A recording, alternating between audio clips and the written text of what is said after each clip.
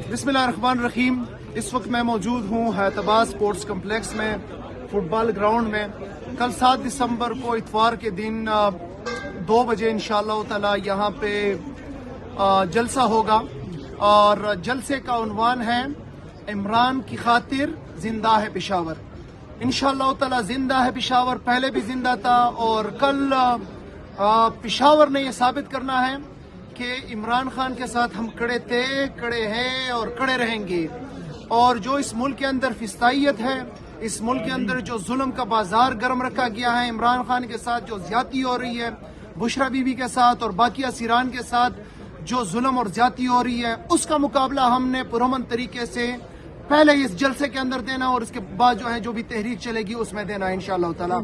तो तमाम साथी जितने पेशावर के अंदर जितने पाकिस्तानी हैं और उसके अलावा बाकी